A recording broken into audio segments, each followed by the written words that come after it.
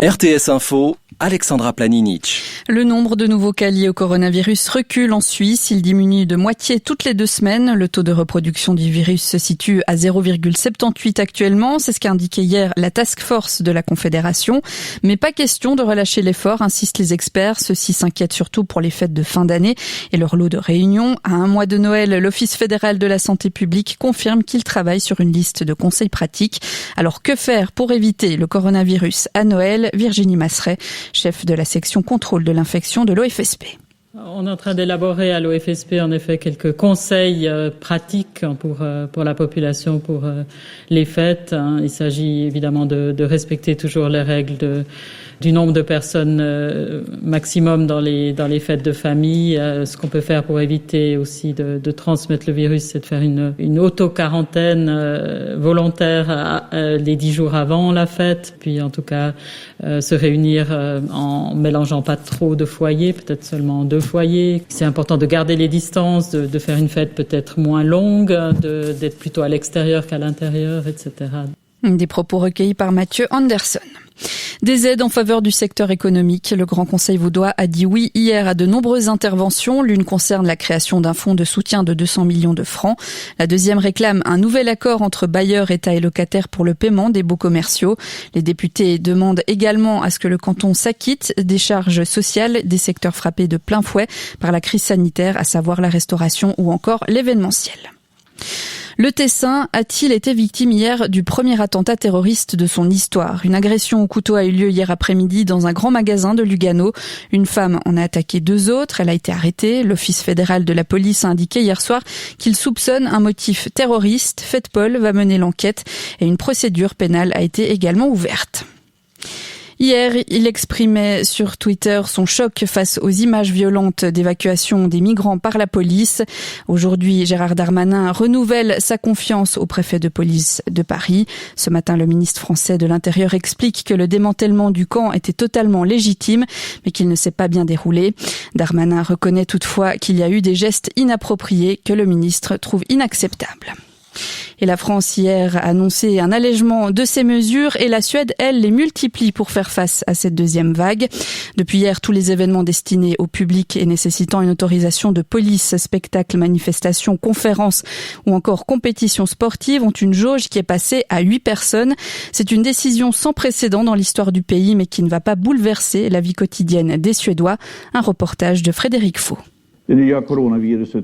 Quand le Premier ministre Stefan Löfven parle à la télévision, c'est que l'heure est grave. Depuis mardi, tous les événements destinés au public, comme les spectacles, manifestations, conférences ou compétitions sportives, ont une jauge qui passe de 50 à 8 personnes. Autant dire qu'ils n'ont plus de raison d'être.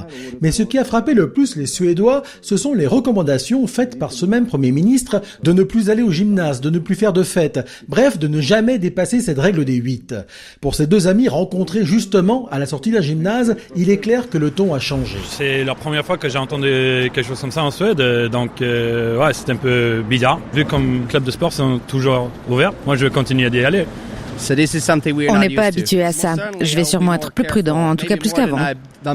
En accord avec ce message, les musées publics et les piscines ont déjà fermé. Les bars et les restaurants aussi ne servent plus d'alcool après 22 heures. Mais les autorités suédoises n'ont guère le pouvoir d'imposer plus de contraintes aux entreprises privées et encore moins aux personnes. Le confinement en Suède n'est toujours pas d'actualité. Frédéric Faux pour RTS Info, Stockholm. Une Amérique prête à guider le monde, c'est ce qu'a annoncé hier Joe Biden en présentant ses membres de son futur gouvernement. Le président élu a promis un retour du multilatéralisme et il s'est aussi dit déterminé à lutter contre le changement climatique. Hong Kong reste un maillon faible pour la sécurité nationale. Ce sont les mots de Carrie Lam devant le Parlement hongkongais. La chef de l'exécutif a réaffirmé ce matin sa volonté de mettre fin au chaos et de ramener l'ordre dans le territoire. La dirigeante a également plaidé en faveur d'une meilleure intégration à la Chine continentale. Michael Pecker, vous êtes à Shanghai. Contrairement à l'an dernier, le discours annuel s'est déroulé sans esclandre.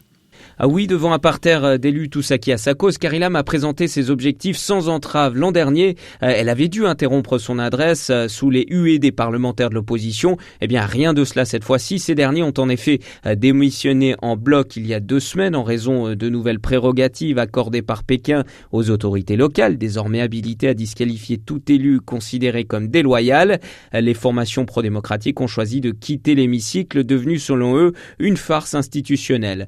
Face aux formations pro-Pékin, donc, Carrie Lam a salué ce matin la loi sur la sécurité nationale imposée par la Chine en juillet dernier. Le texte visant à museler la contestation a, selon elle, stabilisé la situation et posé les bases d'un retour à l'ordre, des efforts qu'elle s'est engagée à poursuivre fermement via une campagne d'éducation publique. Et fustigeant l'ingérence des forces étrangères dans les affaires du territoire, Carrie Lam a en outre appelé à privilégier désormais les échanges avec la Chine, un discours sans surprise, résolument tourné vers Pékin. Et un mot pour le ciel. Vous avez la tête dans le brouillard ce matin si vous vous trouvez en dessous de 800 mètres, mais je vous rassure, ça va se dissiper au fil des heures. Sinon, le temps sera ensoleillé aujourd'hui. Température maximum 5 degrés sous la grisaille jusqu'à 10 au soleil. Demain, du gris le matin sur le plateau, puis du soleil. Il fera frais à l'aube, moins 3 à 0 degrés, puis jusqu'à 10 dans la journée. Et on commencera le week-end avec un vendredi un peu plus mitigé et du fun dans les Alpes. Puis samedi et dimanche, c'est du soleil et rien que du soleil.